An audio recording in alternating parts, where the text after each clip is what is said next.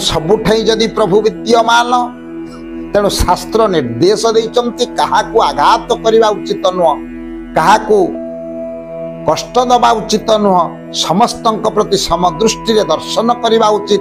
कहीं कीट पतंग तरुतृण आदि विद्यमान होचंती प्रभु नारायण विद्यमान। जदि ये कथ्या कहा प्रति हिंसाचरण करिवे ना, काहाकू आघात देवे ना, ये कथा को शास्त्र निदर्शन दबा स्थले आपण माने विचार करिवे। आमे तेबे काहाकू आघात दबा ना, काहाकू कष्ट दबा ना, काहा अंतर मध्यरे पुणी आज्ञा शास्त्र एमिति कथा प्रमाण देइचंती। आज्ञा 6 जन एमिति अछंती, से 6 जन को प्रकृत रे आज्ञा शासन मध्यरे रखिबा उचित, स्थान विशेष रे आघात दबा मध्य उचित एवं तांको शासन करिबा उचित। आपण कहबे आम पुराण मध्यरे जो गुढ़ तत्व गुढ़ रहस्य लुकायित भाव रे अछि, जदि कहा प्रति आघात करवा उचित नुह, समस्त को जीवे दया परम धर्म बोली आम शास्त्र प्रमाण दबा स्थले पुणी आज्ञा कौं 6 जन प्रति रुक्ष भाव ग्रहण करी सेमानंकु शासन मध्यरे रखिबा उचित बोली परि प्रमाण कले। से 6 जन किए ना, से 6 जन आउ केहि नुह। तेबे समस्तंक प्रति समदृष्टि रखिबा संगे संगे काहेकि 6 जन प्रति आघात दबा पाई बा शासन मध्यरे तांको रखिबा पाई निर्देश दैचंती शास्त्र। से 6 जन किए निश्चित भावरे पुराण रहस्य माध्यम रे ये कथार निर्यास को निश्चित भावरे लुकायित तत्व को आपण मानक आगरे हमें परिप्रकाश करिबे। से आउ केहि नुह, जणे होचंती आज्ञा मर्दल। मर्दल बोलते वाद्य यंत्र। आपण जो तबला वाद्य होची, जो कला विद्या रे सब लागुची आज्ञा जो मर्दल, ये मध्य वाद्य यंत्र मृदंग बाजुची, सेमानकु जिते आघात देबा उचित, सेमानकु जदि आघात न देबे से जिनिसटा ठीक होई रहइबो ना। तेणु मर्दल ठारू आरंभ करी मृदंग ठारू आरंभ करी जिते वाद्य यंत्र अछि तांको आघात करिवा उचित। शास्त्र कहले आज्ञा ये आघात करिवा बा शासन करिवा होची आज्ञा जणे हेले मर्दल।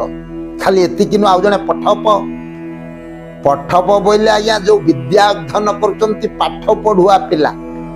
आज तो सरकार निर्देश दैचंती दंडमुक्त विद्यालय। शिक्षक माने कहा प्रति आज्ञा शासन दे पारिबे ना। जो दिन ठारू एक कथा कोहल होईची शिक्षा व्यवस्था टिके अलगा हो जाईची, किंतु मु जो कथा आपण मानक आगे उपस्थापन करूची आज्ञा विद्यार्थी जा पाठ पढ़ा पिला तांको प्रति जदि आज्ञा गुरु शासन न करिवे, तांको प्रति जदि टिके कड़ा रुक्ष मनोभाव उपरे न रखिवे, तेबे सेमाने कदापि सत्पथरे पथिक होई पारिबे ना। तथापि अमृत तुल्य बा उत्तम भाव रे शिक्षा लाभ से करि पारिबे ना। ये हेले आज्ञा पाठ पढ़ुआ विद्यार्थी कथा को जाईची। खाली एतिक नुहे, नारी नारी प्रति प्रकृत रे शासन मध्यरे रखिबा मध्य उचित। सबु समय रे नहेले मध्य नारी स्वाधीनता सरकार देइचंती सत्य, तथापि आम शास्त्र अनुमोदन अनुसार आपण शासन भाव रे तांको हाथ उठै न मारिबा मध्य उचित, किंतु आपणक शासन शैली रे तांको मध्य बांधी रखिबा उचित। ये हला या मर्दल, पठप, नारी। ग्रामसु पशुपालक हेमानकु मध्य आपण जदि तागिदी मध्यरे न रखिबे, आपणक शासन मध्यरे न रखिबे, सेमाने मध्य स्वेच्छाचारित होई जिवे, आपण कथा को आ ग्रहण करिवे ना। तेणु ताकु मध्य नजर देई आपणक शासन शैली रे तांको रखिबे। हाथ उठै न मारिले मध्य आपणक निश्चित भाव रे कड़ा भाव रे आपण ताकु निज नजर रे तांको रखिया उचित। तेणु ये हेले पशुपालक। रजक नापितश्चैव। आज्ञा जणे हेले रजक एवं जणे हेले नापित। आपण तो जानिचंती शास्त्र प्रमाण दैचंती नराणां नापित द्रुत। खाली जे हाथ उठै मारी शासन करिवे ये कथा नुह, तांको मध्य सेमाने तांको मध्य कड़ा नजर रे रखिवे एवं आपणक शासन शैली रे सेमानक प्रति भावनाटा आपण रखिवे।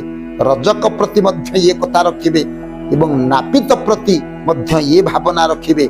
सड़ते मारण द्वय।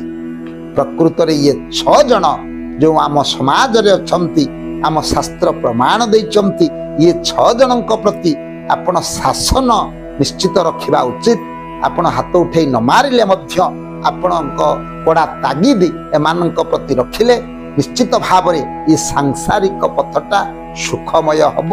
ନିଶ୍ଚିତ ଭାବରେ ଏମାନେ ମଧ୍ୟ ସତ୍ପଥରେ ପତିତ ହେବେ। ସ୍ୱଳ୍ପ ସମୟର କଥାବସ୍ତୁକୁ ମୁଁ ଏଠି ବିଶ୍ରାମ ଦଉଛି।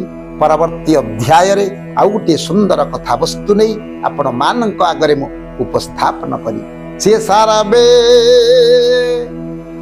ଭବନ୍ତୁ ସୁଖୀନ ସର୍ବେ ସନ୍ତୁ ନିରାମୟା ସର୍ବେ ଭଦ୍ରାଣୀ ପଶ୍ୟନ୍ତୁ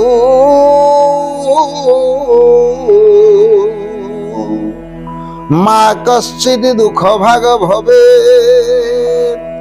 ওম শান্তি ওম শান্তি ওম শান্তি।